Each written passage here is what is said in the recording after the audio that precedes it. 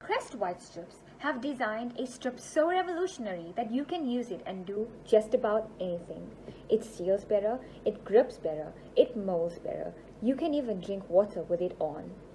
Introducing new Crest White Strips Advanced Seal, designed to give you a brighter and whiter smile. Greetings. My name is Raeesa Cassim. I am one of the 3 group members in Group 4H. I will be presenting Question 1. Question 1 Part A requires us to calculate the base NPV and profit and loss for years 1 to 4. Based on Jackson's profit and loss assumptions, we have decided to maintain the following: a fixed cost and revenue per annum for 2 million units, an estimated project lifespan of 4 years, advertising cost of $3 per unit per annum, cannibalization costs for 2 existing products which are treated as an expense as these refer to revenues lost should P&G accept this project, a 40% tax rate, a net working capital of 1% of year 1 sales which will occur as an outflow in year 0 and then be recovered in year 4. We have calculated an IYR using WACC, which was 5.71%. We ignored SG&A and R&D costs, as these are sunk costs and therefore irrelevant when calculating our operating cash flows for this project. We have utilized a 3-month average exchange rate for year 2019 quarter 1, which was 14 Rand,69 per dollar. By taking into consideration all relevant costs and revenues for this project, as well as implementing the assumptions mentioned in the previous slides, we have calculated the cash flow from assets as follows: an outflow of about $2.3 million in year 0, an inflow of $4.8 million in years 1 to 3, as well as an inflow of about $5.2 million in year 4. By discounting these cash flows at a rate of 5.71% and converting them into rands, we have calculated a base NPV of about 2.16 billion rands.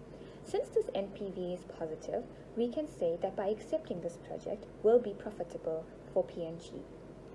We have also calculated a profit for years 1 to 4 of about 1.17 billion rand.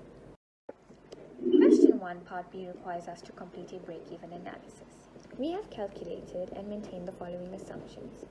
As you can see, in number 1, we have calculated a fixed cost of about $13.2 million.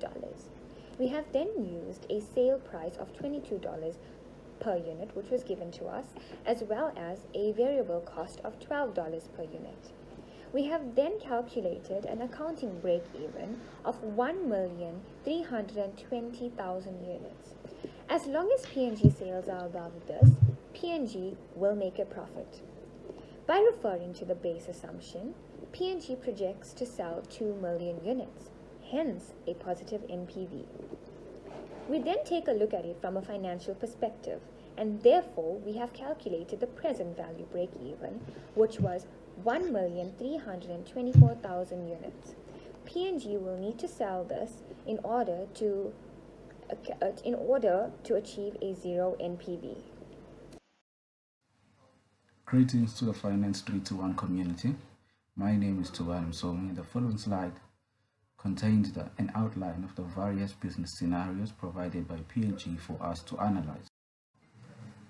As P&G is trying to launch a new product, their research and development team have sat down and came up with 3 possible scenarios that they can go about launching this new product. They have asked us to help them figure out which one is more financially suited for their business and to figure out which one of these scenarios will make more business sense in terms of launching the new product. The following slides will show the NPV of the various scenarios to help them make the choice of which one is more suitable for their business.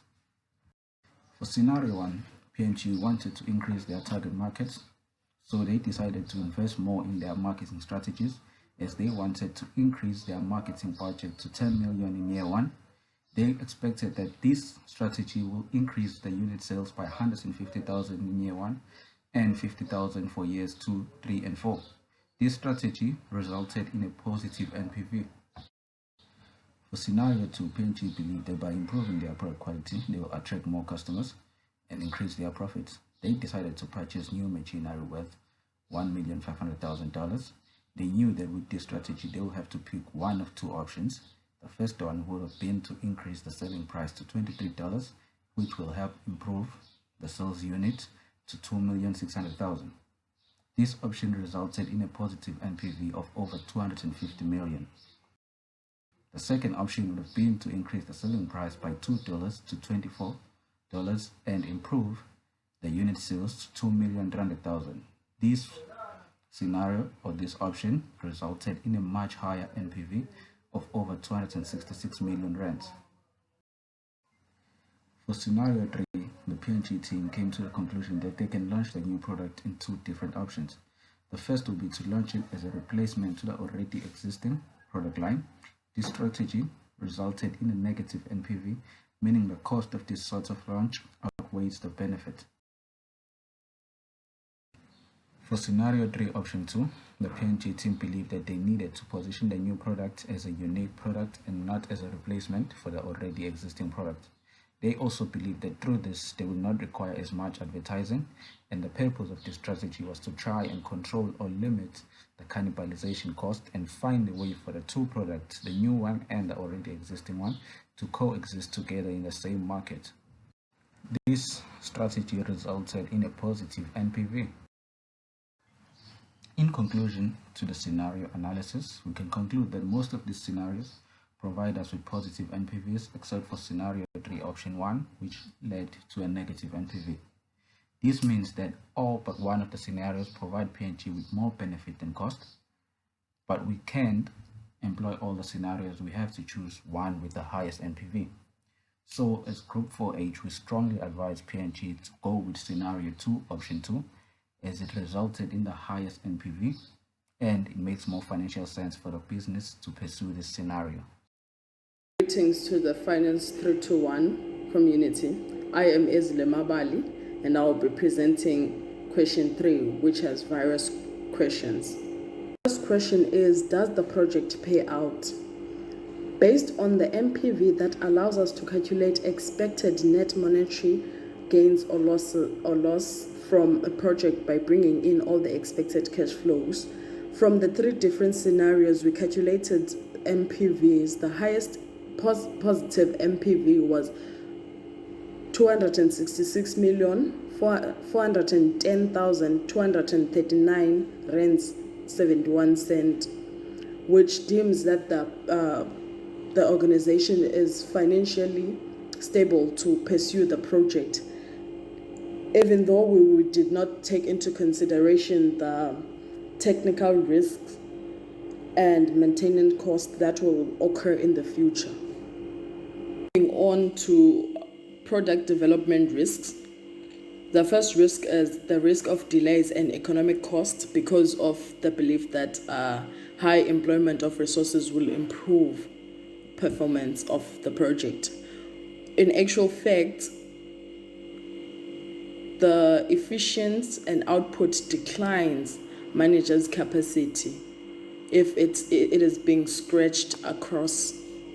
The second risk is rising costs due to processing work in large batches, as it drops the transaction and holding costs. And lastly, we have a technical risk. Sometimes companies can be placed ahead of the market if new technologies are introduced to them too quickly. This can increase the possibility of failure in the market. What do we need to think about as we design the product of crisp wipe strips? The first thing we have to take into consideration is the material we use. We have to consider that after its lifespan, the effect it has on the environment. Therefore, we have to ensure that it is environmentally friendly. Sometimes components used for assembling a product can be hard to find. Therefore, we have to ensure that we are able to access those components. And lastly, we have packaging. Packaging must be attractive in a sense that it conveys utility and luxury. areas should P&G focus on to accelerate growth in the US? They can conduct research about similar projects which had failed and assess their failures so that they won't fall into the same trap. Based on cannibalization costs, since P&G is more concerned about these origin costs, they can increase their sales by selling more units or by using a cheaper supplier of the product. P&G is trying to introduce a new product to an international market. The first thing they can do is to accelerate their market strategy to ensure that the new target market is fully aware of the product and its capabilities. The last question was, what are the risk factors we should take into consideration when launching the project? First, we have to take into account transaction risks. This type of risk is a daily fluctuation of exchange rates.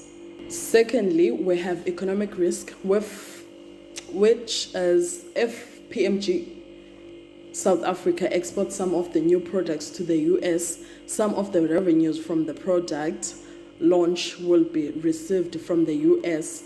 The market, and if the rand appreciates, it means that the revenue from the US will be worth less compared to if it was traded locally. Then we have political risk. This risk is that a company will face from government influence on various laws. And lastly, we have operational risk. This is the risk of a business failing due to conflict and errors by individuals within the firm or from implementing the wrong policies and procedures. Thank you.